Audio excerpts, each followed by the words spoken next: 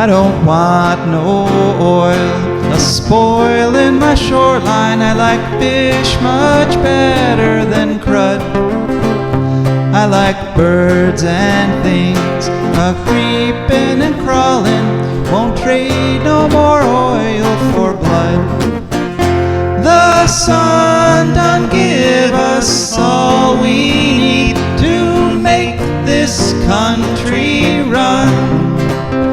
But that black demon oil's got us fussing and fighting, and I do believe it's time we was done. I don't want them nukes run by them kooks who think radioactivity is fun. No more three-headed frogs or kids with leukemia. Nuclear power ain't fit for a dog. The sun done give us all we need to make this country run. But that nuclear power's got us fussing and fighting, and I do believe it's time we was done. No nukes! Good morning, Toledo. Good afternoon, Columbus. Good evening, Bowling Green. And hello to everyone listening on the internet and Pacifica stations, wherever and whenever you are. My name is Joe DeMare, and I'm here with my fantabulous co-host, Rebecca Wood. And you are one of the fortunate ones who have tuned in to For a Green Future. For a Green Future is a show where we talk about ecology and the environment, and we talk about them in the way that they affect you, your wealth, your health, your happiness, and the wealth and health and happiness of your friends and family, and the whales and the krill, and the penguins and the leopard seals, and the fish and the birds and the bees, and pretty much everyone and everything, because, like it or not, we're all wrapped up together on this wonderful little planet called Earth. We are back in studio broadcasting live this week. Unfortunately, we won't be taking calls, but you can text any comments or questions to 419-973-5841. This is my third show as a guest host and the first show I've ever done live, so any comments or suggestions would be welcome. And of course, you can always send an email to joe@joedemare4agreenfuture.org. So, we're just going to chat for the next 10 minutes or so. Then we'll have a very interesting interview with Casson Trenor. Casson is with the group Sea Shepherd, and we'll be talking about the threats to the Antarctic Krill that Sea Shepherd is trying to protect. Then we'll hear from our wonderful patrons, to whom we are incredibly grateful. And then it'll be Rebecca's turn at the mic. Rebecca, what will you be talking about today? Strawberries. I will be talking about regular strawberries as opposed to wild strawberries, which I have already covered. And false strawberries. Right, false strawberries. Popular site here in Northwest Ohio. Yeah, we got them all over our backyard now. Nice. Definitely something to look forward to. After that, we'll be going over important ecological news from around the world.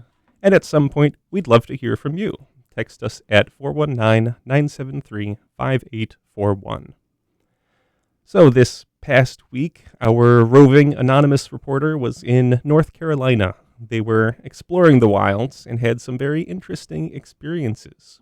They were staying mostly in the Asheville area. This was an area extremely hard hit just 2 years ago by Hurricane Helene. There's been so many hurricanes in the past few years that it's easy to forget about specific ones, like Helene. But for the people who live there, the trauma of that event is still very fresh after only 2 years. Yeah. The French Broad River crested 25 feet above flood level, and the area is still in recovery mode. In the parks and national forests of the area, huge trees are still toppled over, sometimes piled on top of each other. There's a yard in Asheville where fallen trees are cut up and shredded. The piles of trunks and shredded wood are over 50 feet high. Holy smoke. Roads and bridges are still being rebuilt, and some homes that were flooded out are sitting abandoned. But the overall mood is optimistic, and people are determined to bring Asheville back. Using funds from Biden's Build Back Better law, Artist studios, bars, and shops are being rebuilt and are mostly reopened. This is admirable, an amazing tale of human resiliency, but we have to keep in mind that disasters like Hurricane Helene are becoming more and more frequent. Biden sent aside billions for North Carolina, but as global warming continues to accelerate, it will become harder and harder for us to rebuild. Resources like timber and even sand for cement are starting to become scarce and more expensive. Scientists tell us that eventually the natural disasters like floods, droughts, heat waves, and winter storms will become so severe it will overwhelm our capacity to recover, or even do things like grow food or heat and cool our homes. But it's hard to worry about things like that in beautiful Asheville, North Carolina. Surrounded by the Smoky Mountains, covered in beautiful forest, on the edge of Pisgah National Forest and Smoky Mountains National Park. Seeing and smelling the blooming azaleas and rhododendrons, it's hard to do anything but take deep breaths of clean mountain air and smile. Of course, there's lots of invasive plants all around if you look for them. Mimosa, tree of heaven, bamboo, and of course kudzu are everywhere. But there's still lots of native trees, plants, and flowers. And one encouraging sign was that there were lots of cattails, but almost no invasive Phragmites. We don't know if the Phragmites hasn't reached there yet, or if perhaps there's some biological element like a fungus or insect in the south that's keeping it in check. I grew up in western New York, and rural New York has a very historical and personal connection with the cattail. Unfortunately, they are being supplanted by those invasive Phragmites. Tourism has become one of the most important industries down in around Asheville, North Carolina, the economic driver that is fueling the area's recovery.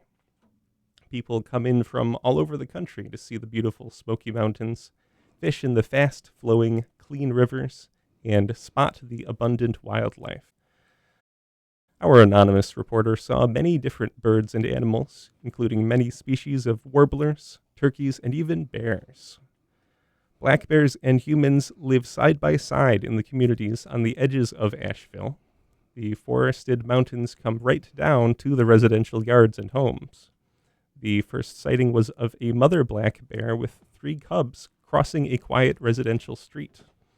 As we discovered, in that neighborhood where our reporter was staying, there were in fact 3 groups of bears, one mother with 3 cubs, another with 2 cubs, and a lone male.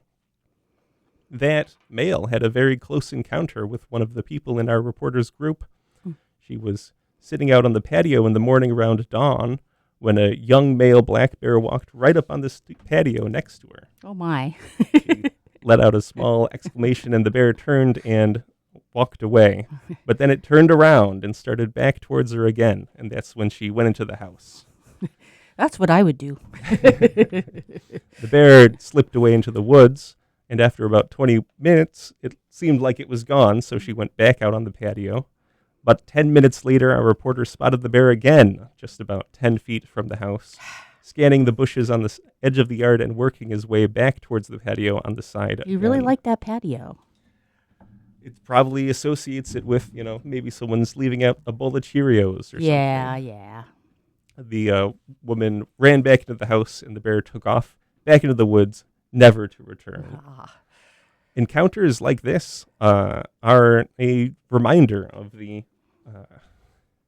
that humanity is just borrowing the space it needs from the animals and environment around us. There are about 20,000 bears in North Carolina, according to reports.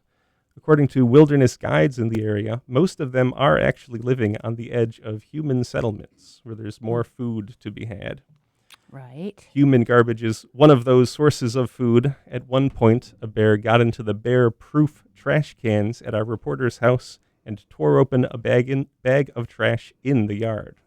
So they're like giant raccoons who can kill you, kind of, if they take mine too. Can kill you. Yeah, don't They're very much. A little cowardly, but yeah. most bear encounters end the way it did for our reporter's friend, with both human and bear simply going about their way. Yep. Unfortunately, according to Charlotte Observer, the week before our reporter's visit, 6 bears had been killed by law enforcement. It wasn't because of any aggressive or threatening behavior, just because they had been getting into people's trash. In one case, 2 bear cubs were repeatedly breaking into a man's home searching for food. That resulted in a death sentence for both cubs and the mother. It's just an unfortunate truth of our undeserved dominance over nature. If these bears were allowed to grow into adults, they would retain no fear of humans or houses, which would lead into escalating, troublesome behavior in future generations. One interesting difference in people's attitudes in North Carolina versus Ohio was that in the comments on the article talking about the bear killings, almost all the posts expressed sympathy for the bears and outrage that they had been killed. In Northwest Ohio, whenever a bear is spotted, people fly into a panic, and the bear is quickly hunted down and killed. Break out the nukes. It's a bear. Maybe a little overkill. Yeah. In Bowling Green, a flock of wild turkeys was accused of chasing a mailman. Oh, my heavens. Chasing a mailman. Oh. A lot of the community actually enjoyed having the turkeys around, Right. and even school children had no problems yelling at them and chasing them away. But one inflammatory article in the BG Independent News resulted in the flock being wiped out. Oh, Bowling Green. They do some things correctly. Oh, that's but good. A lot of things incorrectly. Yeah. There were several flocks of turkeys living in the North Carolina woods around the house where our reporter was staying. One very pleasant morning was spent drinking coffee and watching as 2 mother turkeys shepherding 3 young chicks made their way around the yard, Aw. catching bugs, finding seeds, and generally just being turkeys. Like the bear, they eventually faded into the forest. Can you imagine that? Living most of your life so close to the deep wilderness? Northwest Ohio doesn't have any ancient forests or mountains. We'd have to go up to northern Michigan or far to the southwest of Ohio to find an ecosystem that rivals It's Asheville, all North extremely Carolina. flat cornfields around Yeah. here. Extremely flat.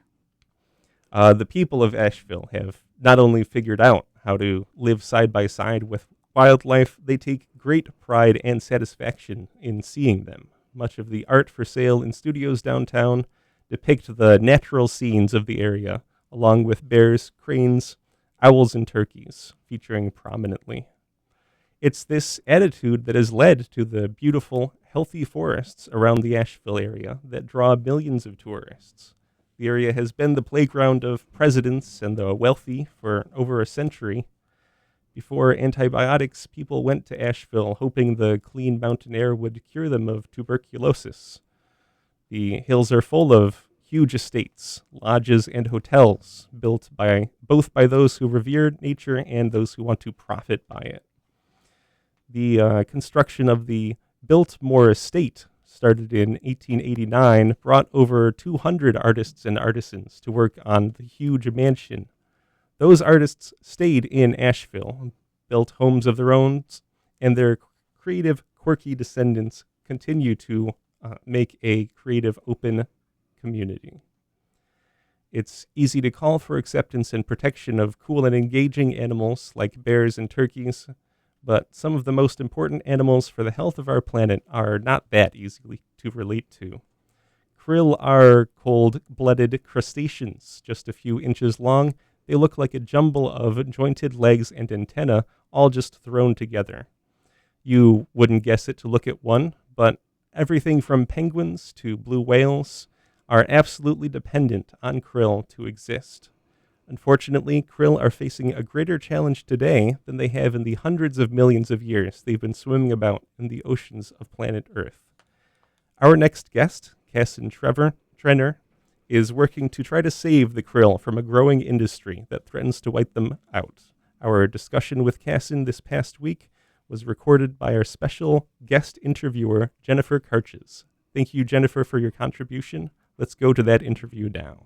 Hello and welcome to For a Green Future. Could you just please share with us your name and who you're with? Sure. My name is Casson Trenor. I'm the Antarctic campaign lead for Sea Shepherd Global. Okay. And please give us a little background on Sea Shepherd. When were you started? What's your connection to whales? It's just sort of your history. Sure. Sea Shepherd was founded about 40 years ago now, a little bit more than 40 years ago now.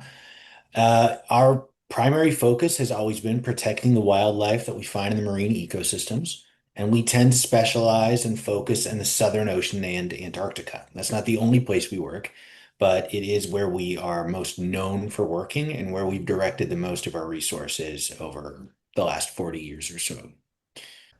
So let's talk about krill. Okay. What are they? Uh, why are they so important? And what's going on with them? Krill are a tiny crustacean that lives in the waters of the Southern Ocean in large blooms. They're important for a lot of reasons, but I would say most importantly because they are the building block of the food chain in the Southern Ocean. Most everything in the Southern Ocean either eats krill or eats something that eats krill. Without krill, the entire food chain in the Arctic collapses. The other reason that they're extremely important is that they serve as a pretty significant carbon sink. They're able to absorb a lot of carbon from the atmosphere, and then through their waste excretion process, they actually sink quite a bit of carbon into storage at the bottom of the ocean. So we rely on them for that. They're an incredibly important process contributing to pushing back against climate change. Aha. And when you say everything down there eats krill, you mean I mean, whales? whales, penguins, seals, if they don't eat krill directly, they eat something that eats krill. If you take the krill away, everything's going to fall apart. And unfortunately, that's what we're starting to see. Okay. So you folks have been working to protect the krill down there. What sorts of things are you doing? Well, krill is an interesting situation because it is fished by these massive commercial trawlers that go down there with enormous nets, nets that could easily swallow multiple jumbo jets. I mean, that's how big these nets are. And they vacuum up massive amounts of krill and they grind it up and use it for different purposes.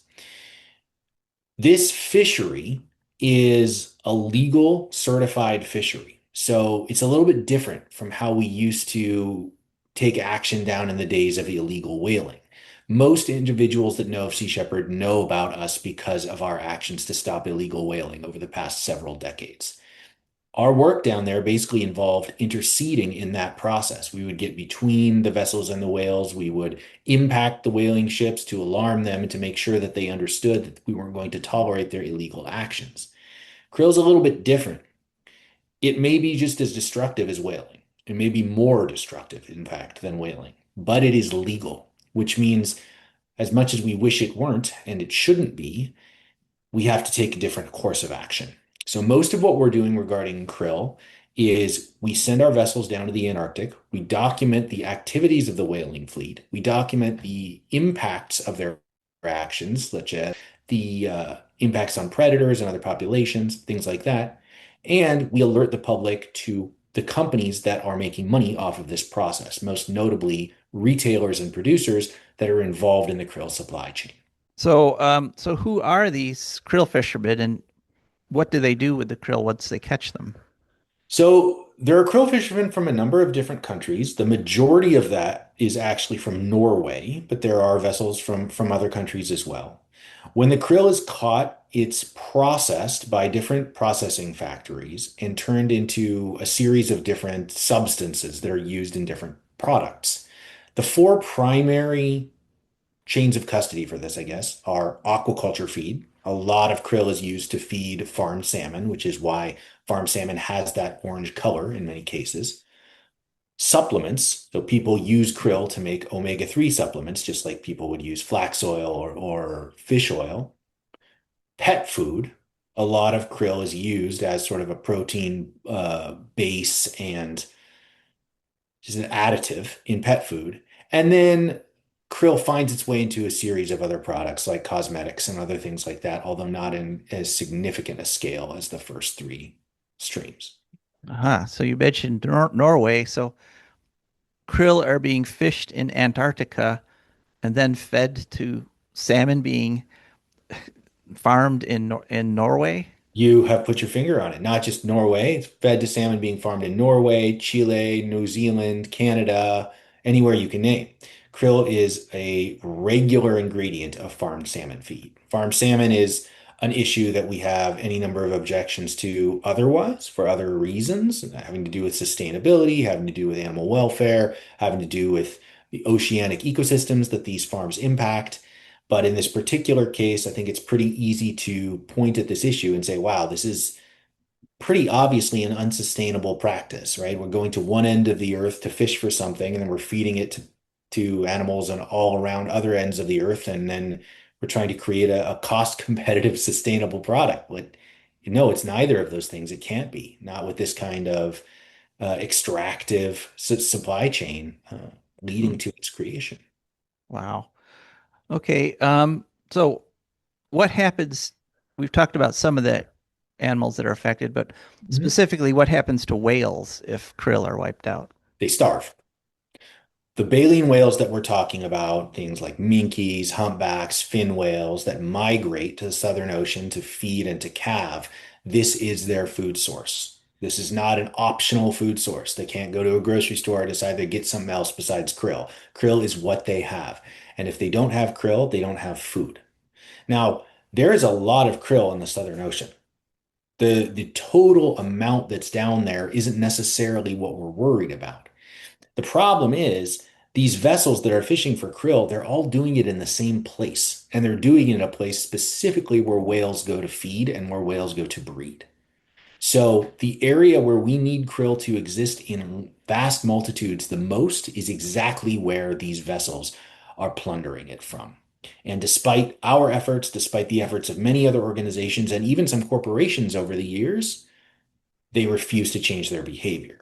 Unfortunately, we're dealing with a fishery management organization that is pretty hampered by its own nature and doesn't seem to have the ability to create the marine protected areas and the closed zones that would be required for krill fishing to become a lighter footprint enterprise, even if one were to believe that were possible. So, from a Sea Shepherd perspective, the only thing we can do here to preserve the Southern Ocean's ecosystem, to support our few last resistant processes against climate change, and to save the whales is to stop selling krill, stop eating krill, stop making krill products, and stop fishing for krill. What are the chances of some kind of international action to protect the krill? Well, it's an interesting question, and it depends on how you define action. So the krill fishery is ostensibly managed by a group called CAMLAR, which is a fishery management organization that comprises a number of different countries around the world that are involved in krill fishing or have some sort of vested interest in the management of the process. Theoretically, this is the body that would set whether or not krill fishing can occur, where it can't occur, etc. This is its job, and this is what it does. The problem is it's a consensus-driven mechanism. So, if even one country that's involved in this decides that they object to something, that doesn't happen.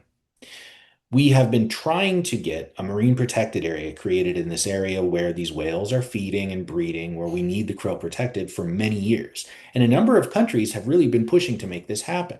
Australia, the UK, even Chile, these are countries that have a vested interest in krill fishing, even though they don't fish for krill themselves. The problem is there are other countries, most notably China and Russia, that continue to veto this resolution every year. So, because of this systemic failure within the CAMLAR system, we really have no way to have what you're calling an international action by these governments that actually solves the problem. So, what we need to do, if we can't go that way, is we need to get the actual consumers that are buying the krill to be much more forward with the companies that are selling it about the fact that they don't want it. We don't need krill. Everything we use krill for, we can find a different product that does whatever it's doing just as well, and often cheaper and always more sustainably. For example, omega-3 capsules that we use krill for, there are many other things that we can use that for. And in krill oil, the other components of it that people are looking for, there are other options that we can make these products with. We've even seen some manufacturers recently move away from krill and put statements on their website saying, hey, this is not necessary. We can make our omega 3s using other products. We should all be doing that. So I think that's really where we get the momentum that we need. It's not necessarily from an international action, it's from the market. It's from companies saying no more krill, you can't buy it here, we don't want to be a part of this. And consumers saying, I don't want to shop somewhere that is plundering Antarctica. I'd rather shop somewhere that shares my values on this issue. Well, I guess part of the reason you're going in that direction is that it's almost impossible to enforce things down in Antarctica, right? Just because of the remoteness. It's extremely difficult. Yes, I mean, we have more technology now than we've ever had before. Obviously, satellite coverage and tracking and all these things that we couldn't have done even, a decade ago. That being said, it is, for all intents and purposes, the end of the world. There is really very few people down there watching. So, yeah, the our solution needs to be developed in a way where there really isn't that much of an incentive to cheat. And if cheating does occur, that it's easy to find and easy to push back on. The chains of custody for this product need to be clear. And again, we continue to believe the simplest way to solve this problem, it's not trying to create some arcane labyrinthine process to make sure that the krill is coming from X and not Y and during this time of the year. That no, just stop using it. Just leave it alone. Leave it for the whales. There's a million other ways that we can provide and build the products that we need as human beings. We have agency, we have choice, and we have the wisdom of experience.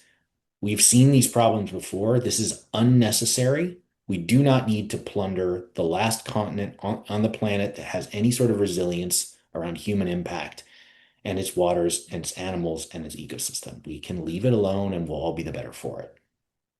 Okay. So how could people follow what you're doing? You can always come and visit us on our website at seashepherd.org or Sea Shepherd Global. We'd love to have you. We'd love to have your support. As we move into the coming weeks and months, we will be publishing a series of online tools, including a krill-free retailer directory. This will enable people to just type in their zip code and see exactly where around them they can go that shares their values on this. If your listeners happen to be connected to retailers or own retail shops, they should reach out to us. We have a process called the Antarctic Krill Pledge that allows any retailer to say, hey, I don't want to be a part of this anymore. I'd like to publicly state that I don't sell krill or I'm stopping selling krill and that I won't bring it back in the future.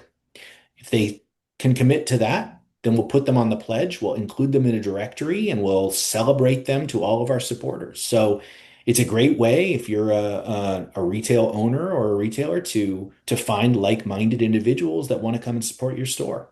Krill is not a particularly big SKU for most stores. They might have two or three products.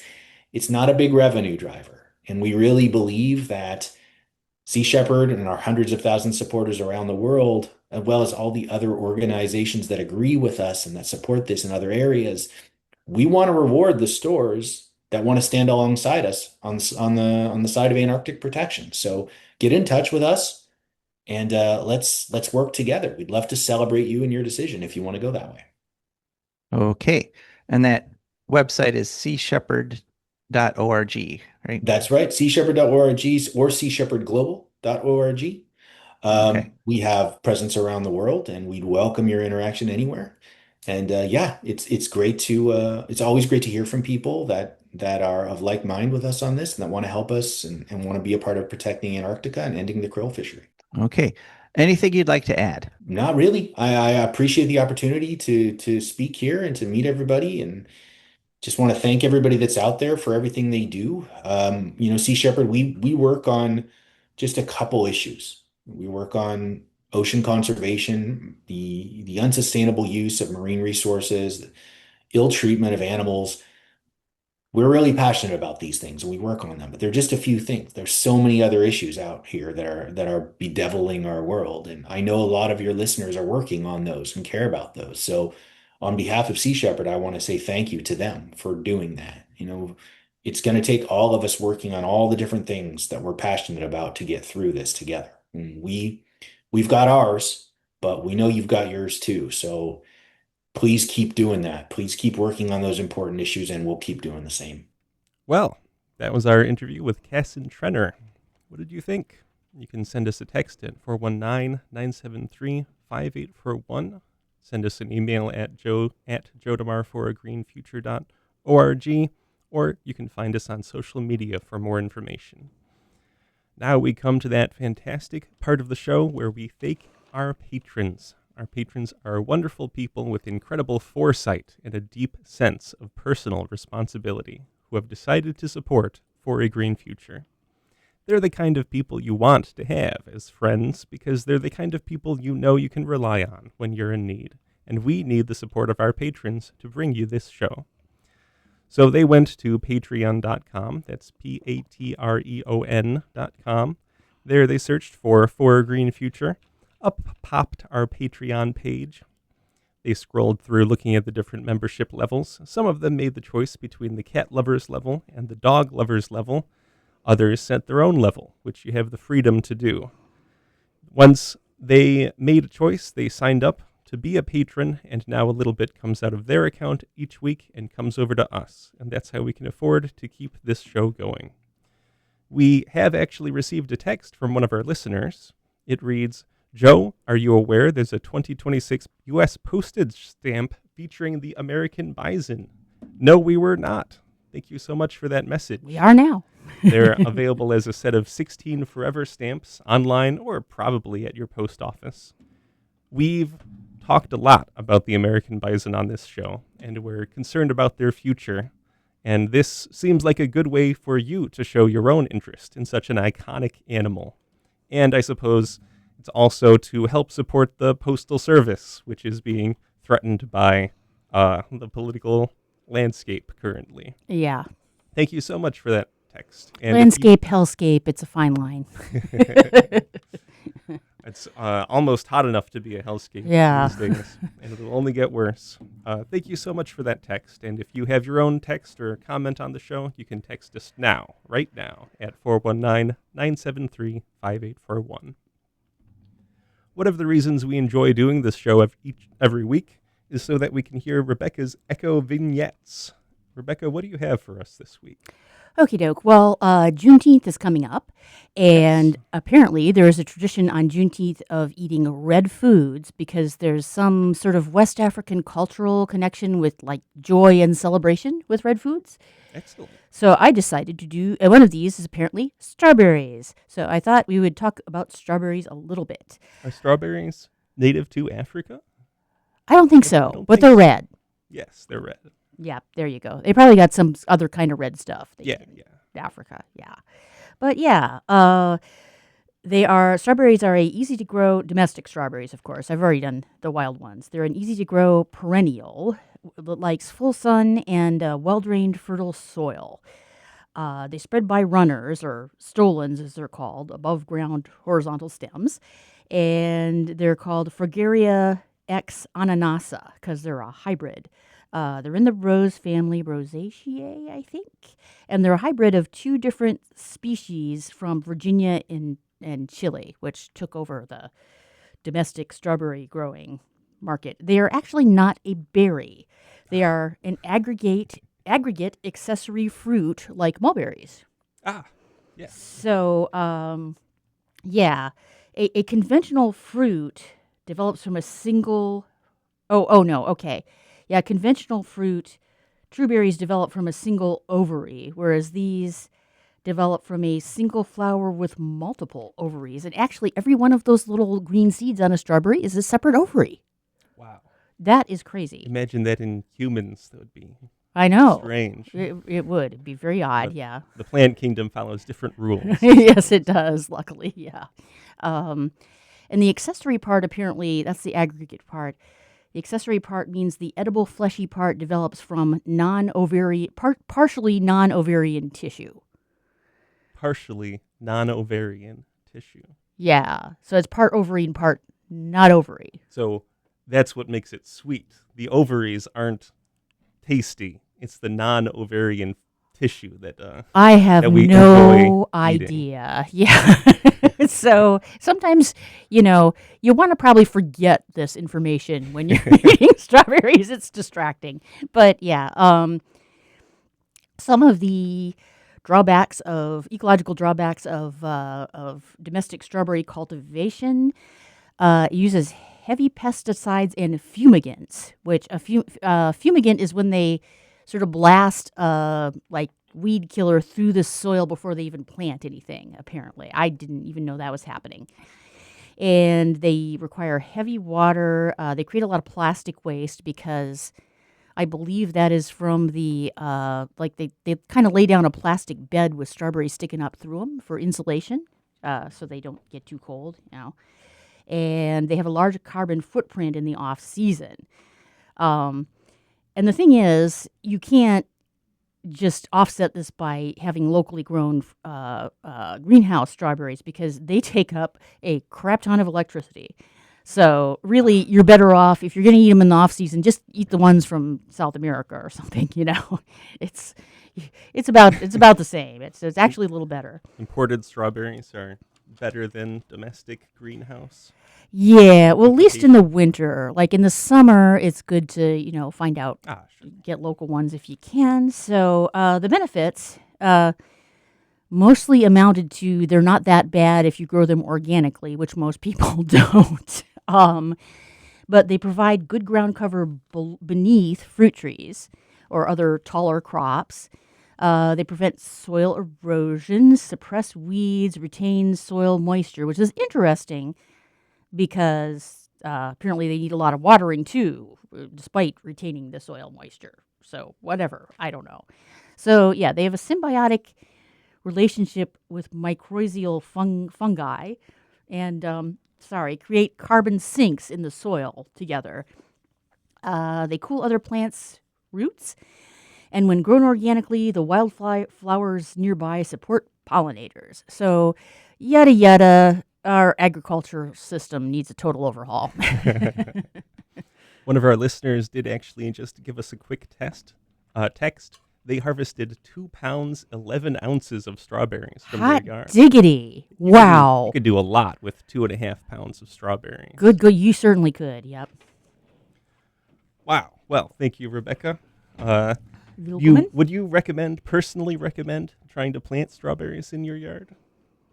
If you like strawberries, sure. I mean, I don't think like people's yards are the major problem. It's giant like commercial agricultural strawberries. So go for it. All right. Thank you, Rebecca. Now it's time for ecological news. Our first story comes to us from AlaskaBeacon.com and also Alaska Public Media on June 5th. The title is Controversial Oil Lease Sale in Alaska Wildlife Refuge Draws Limited Interest. The Trump administration has ordered that the entire coastal plain in the Alaskan National Wildlife Refuge, or ANWR, be opened up for oil and gas drilling. This was one of the first things he did on reclaiming the presidency. On Friday, June 5th, the first of 4 auctions that Trump has mandated by executive order were held. There were 58 tracts of land up for bids, but happily there were only bids on 5 lots. 2 of those bids were won by a small company called Hex Energy LLC. The other 3 were actually won by an Alaska state-led agency called the Alaska Industrial Development and Export Authority, or AIDE. The 5 bids totaled $3.74 million, approximately 1% of the revenue the Trump administration was expecting to gain by destroying literally the last completely pristine ecosystem in North America. These are areas that have never heard the sound of a motorized vehicle. They are vital calving grounds for the porcupine caribou, for polar bears, and for a host of other endangered species. One of the ironic aspects of the auction is that the Alaska State Agency, AIDE, spent somewhere around $1.8 million on its bid, which is almost exactly the revenue it will get from the auction. Okay. Yeah, so it paid for itself, kind of. It paid itself for itself. Something, yeah. The blood money raised from destroying nature gets split 50-50 between the state of Alaska and the federal government. Oh, that's special. Hex Energy LLC plans to immediately start seismic surveys, which involve driving huge trucks over the pristine wilderness, sending intense vibrations down into the ground, and making subsurface maps of oil deposits. Isn't it so, like, okay, the permafrost is melting and stuff is kind of unstable under there? Exactly. I hope none of those giant trucks just like disappear into a sinkhole at some point. Maybe we could arrange that. There we go. Just Or maybe it ask wouldn't be so someone bad. to, Yeah. drive up there and take a look. There we go. Yes, just driving these trucks over the open ground will destroy the permafrost and permanently damage the tundra. Oh, boy. Once permafrost in an area starts melting, the melt spreads like cancer, causing the ground to liquefy and releasing methane into the atmosphere. Yeah. None of the big oil companies bid on these leases. Most have said that the whole proposition is too risky and expensive to make any money. Some native tribes that stand to make money from the development are cheering the sales on, but the vast majority, like the Gwich'in, who rely on the area for subsistence, hunting, and fishing, oppose it. The independent federal budget watchdog organization Taxpayers for Common Sense have said that this is a terrible deal, and there is no projection that will create profits over the long term from the sales of this land. This next story comes to us from NBCnews.com on June 2nd. The title is "The Fish Will Die Regardless." With some western reservoirs set to run dry, officials lift fishing limits. Officials in Colorado and Oregon have lifted all limits on fishing in 5 reservoirs that will be dry by the end of this summer. The main reason they're so certain is that the water will run out is that there was almost no snow in much of the western United States this year. So what's going to happen to the communities that use those reservoirs for water? Well, some of the reservoirs are being drained into other reservoirs. Okay. Just for conservation efforts. Right. But unfortunately, those reservoirs that will just run dry, there is no recourse. Oh, geez. So water will become significantly more expensive. Uh-oh. We reported on this back in March when our roving anonymous reporter visited Yellowstone and found no snow at all at a time when there was usually at least 3 feet on the ground. Western reservoirs, like the ones we're discussing, rely on snowmelt for more than 50% of their water. The reservoirs in Oregon are Thief Valley, Pilcher Creek, and Wolf Creek. In Colorado, it's the Antero and Nenosh reservoirs. My goodness.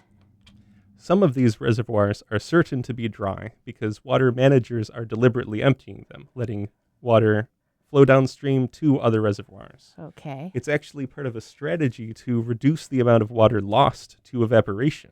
The rate that makes water sense. evaporates is a function of the surface area. If you have 2 reservoirs with equal surface area, the total amount of water that will evaporate from them is 4 times the amount that would evaporate under the same conditions if you instead put all that water into one of the lakes and had the water twice as deep. This is actually one reason that increasingly around the world, floating solar panels are being installed on lakes. The panels reduce the amount of surface area being exposed to sun and wind, significantly reducing the amount of water lost to evaporation. The Thief Valley Reservoir in Oregon actually already ran dry once back in 2024, and state fishery officials are now saying the public might as well catch as many fish as we can before they all die. We're reminded of that scene in the movie Waterworld when the oil tanker Exxon Valdez has been set fire to and is about to explode and sink into the ocean. The villain running the tanker knows all is lost and everyone is about to die, so he says to his henchmen, well, destroy something. Okay, yeah, that's great. We shouldn't have to say it after all this time, Yeah. but these reservoirs running dry are another effect of global warming.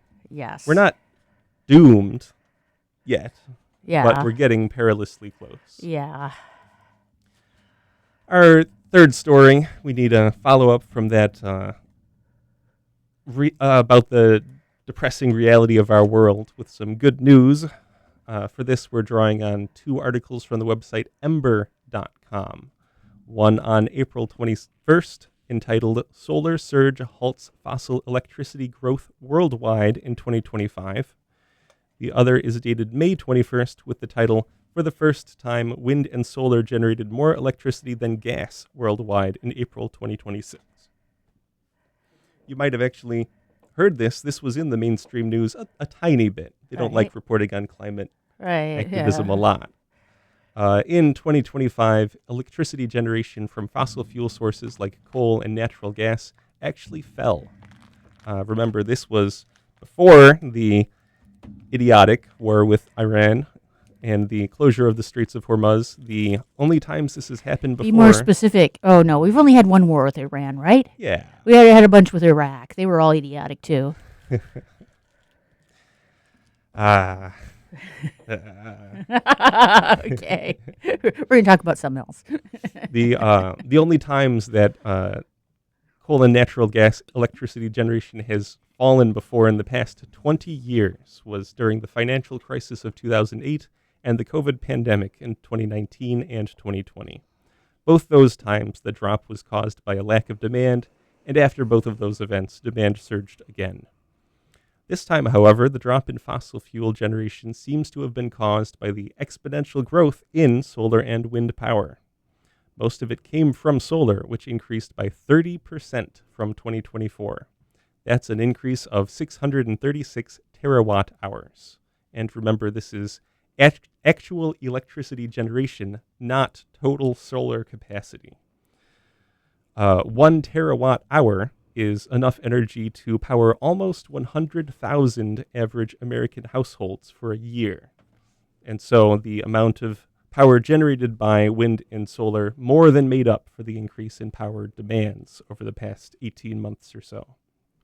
This is despite the increased need for air conditioning and the growth of energy-sucking data centers, adding the amount generated by wind and other clean energy sources, and excluding nuclear, brought the total up to about 890 terawatt hours, or approaching 100 million average homes. The biggest drops in fossil generation worldwide happened in China and India, with China generating 56 terawatt hours less, and India dropping 52 terawatt hours. So even as demand increased, fossil generation fell by 0.2% worldwide. It marks an incredible turning point in the drive to eliminate carbon emissions. 0.2% might not sound like a lot, and in fact it might not be enough to save us from the global warming catastrophes scientists are predicting, but it marks a measurable trend in clean energy and not some external event driving down other demands. Renewable energy is cheaper, quicker to install, cleaner, and easier than fossil or nuclear generation, and increasingly these factors are driving the switch faster and faster. We are turning the corner. Will we turn it fast enough to avoid the crash? We don't know yet, but at least we are moving the wheel, turning That's that good. corner. Yeah. That was demonstrated again this past April when wind and solar together generated more electricity than natural gas for the first time in history. Again, it's important to remember that this is actual power generated, not just capacity installed. Wind and solar generated 531 terawatt hours during that month, while gas generated just 477. April is one of the lowest demand months globally. It's spring in the northern hemisphere and fall in the southern, so demand for heating and air conditioning is at the lowest point. But it's another milestone in the journey towards a zero-carbon world. Nuclear finished a distant fifth this month, like past April, providing only about 1/3 as much power as wind and solar. Sadly, coal is still king, providing the most electricity, nearly 800 terawatt hours, but the trending lines are clear. Renewables have passed natural gas and are gaining on coal every day. We see globally that as countries start to make the transition, they find it easier and cheaper than expected. And places like Australia that aren't distracted by the false allure of nuclear power are making that transition to 100% renewables faster and faster. For our next story, we reported last week that scientists were predicting that an El Nino was almost certain this year. Well, it has officially arrived. We relied on a YouTube report by the German public media channel DW on June 12th entitled Scientists Fear the Last... Das Welt. I think it's Das Welt. Das- The world? Yes. Okay. Yeah. Scientists fear the last warming cycle will bring floods, droughts, and fires for much of this story we're reporting on. El Nino is a current of extremely hot water in the Pacific Ocean, driven by westerly winds that push the hot water eastwards up against the South American coast. That prevents cold water upwelling along the South American coast, which means less nutrients in the water and fewer fish. So the hot water upwelling in the Pacific dumps its heat into the atmosphere. That means more hurricanes in the Pacific Oceans, but fewer in the Atlantic. Many countries will see increased heat, including the northern part of North America. That's us, more or less. Yep. But there should be wetter weather in the southern sections. Now, the entire Earth is warming. That's why it's called global warming. So the effects of El Nino are actually getting harder and harder to tease out the data. Mm.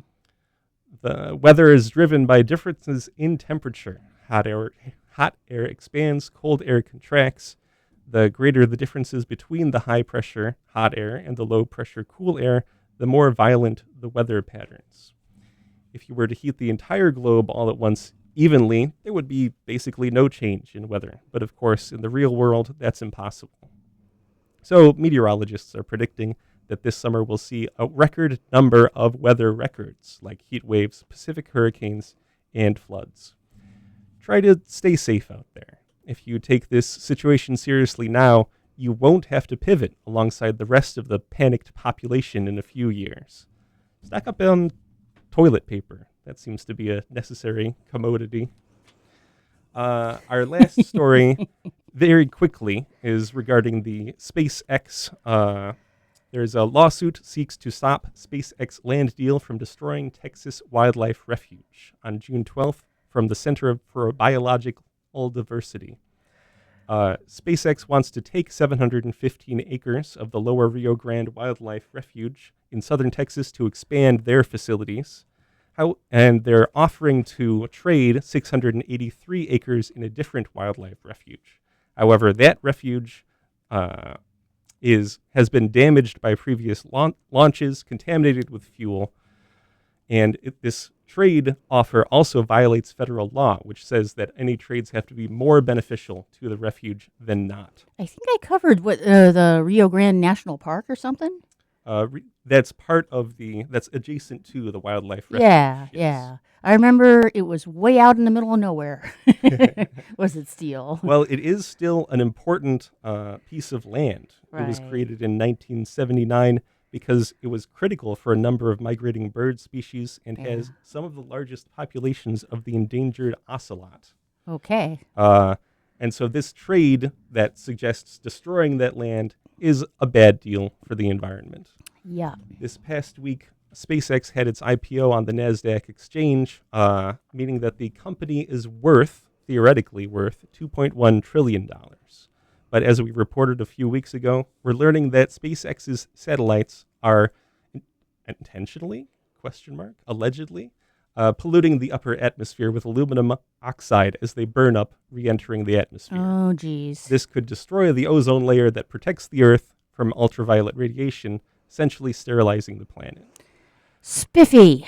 When a corporation of any kind, like SpaceX, threatens all life with their product, it's important to remember that money isn't real. Yeah. We shouldn't look to such an overvalued imaginary commodity for its protection or guidance or any kind of moral compass. The pursuit of money is not more important than life itself. Let's hope that the Lower Rio Grande Wildlife Refuge is able to survive SpaceX's greedy attempt at acquisition. Let's do that. Well, that's it for our show. Thank you so much for our listening. Oh, I have a tragic personal announcement since we have like 4 minutes here. my baby is a drug addict. Oh, yes. We just found this out. Finally, Dog.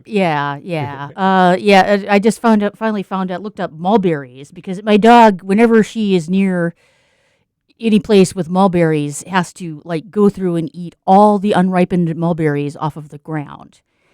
And so I thought, I've been thinking for a while, I should look that up. I should look that up. Guess what? Unripe mulberries are a hallucinogen for dogs. She's tripping. So, like, it makes them lethargic and kind of confused, which is sort of her normal personality, so I wasn't checking it out. It also explains my dog's interest in There we go, in yes. mulberries. Every time she's in the yard, she sniffs around. Right. Okay. So, yeah, I think it's one of those things she learned to eat when in her first home, where she lived for her first year. I'm pretty sure, based on the things she gravitates to, I think she really likes, chain link fences, especially to go to the bathroom by. So she'll always like sidle up to one. And then she likes mulberries, and there are certain kinds of roots or leaves that she likes. So I think they're things she learned to like during her first year of life. So she probably has been a druggie for a long time. Before I even met her. Yeah. Dogs are great. Yeah. That's it for our show. Thank you so much for listening. You can send any feedback to Joe at Joe DeMare for a Green Future, or text it to 419-973-5841, or find us on social media. We'll be back next week. This is Joe DeMare And Rebecca Wood. signing off.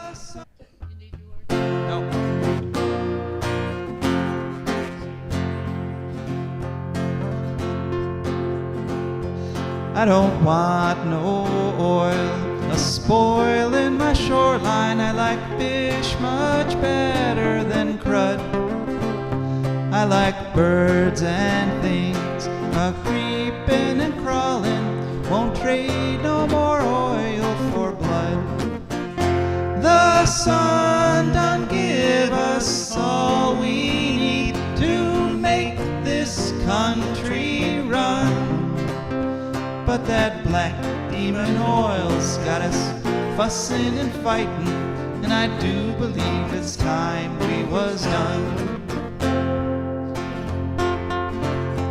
I don't want them nukes run by them kooks who think radioactivity is fun.